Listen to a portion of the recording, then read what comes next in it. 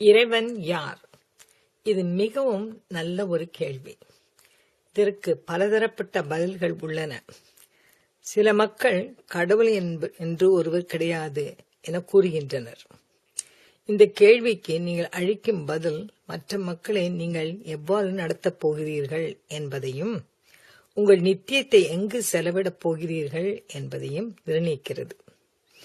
மேலும் இறைவன் மீது நமக்கு உள்ளதான நம்பிக்கை, நாம் நம்மையே ஆராதிக்கிறோமா அல்லது இறைவனை ஆராதிக்கிறோமா என்பதையும் நிர்ணயிக்கிறது. நாம் இறைவனை நேசித்தால் மக்களையும் நேசிப்போம். இந்த உலகத்தில் 3 பெரிய சமயங்கள் உள்ளன. அவை அனைத்தும் ஒன்றுக்கு ஒன்று மிகவும் எதிர்மறையானது. எனவே அவை அனைத்தும் உண்மையாக இருக்க முடியாது. எனவே ஏதாவது ஒன்று மாத்திரம்தான் உண்மையாக இருக்க முடியும். அவைகளின் விளக்கத்தை காண்போம். கிறிஸ்தவம் கூறுகிறது, இறைவன் மனிதனுக்காக மரித்திருக்கின்றார் என்று. இஸ்லாம் கூறுகின்றது, மனிதன் கடவுளுக்காக மரிக்க வேண்டும் என்று.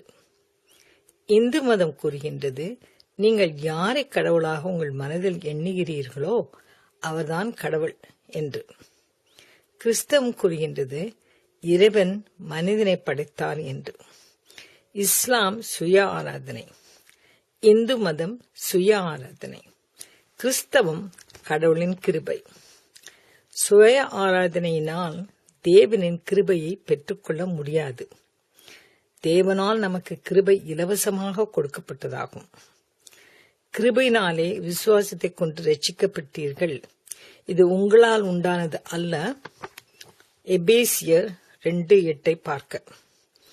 நாம் அனைவரும் தவறு செய்திருக்கின்றோம். அதிலும் என்னுடைய மிகப்பெரிய தவறு என்னவென்றால் இயேசு கிறிஸ்துவை ஏற்றுக்கொள்ளாமல் இருப்பது. என்னுடைய சிறந்த தீர்மானம் என்னவென்றால் இயேசு கிறிஸ்துவை என் சொந்த இரட்சகராக ஏற்றுக்கொள்ளுதல் ஆகும். இயேசு கிறிஸ்து பேதுருவை பார்த்து கேட்டார், நீங்கள் நான் யார் என்று சொல்லுகிறீர்கள்?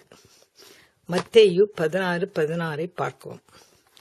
வாழ்க்கையின் மிகவும் முக்கியமான கேள்விக்கு நீங்கள் எப்படி பதில் தருகிறீர்களோ அதை பொறுத்து உள்ளது கடந்த கால, நிகழ்கால மற்றும் எதிர்கால வாழ்வு அமைக்கின்றது.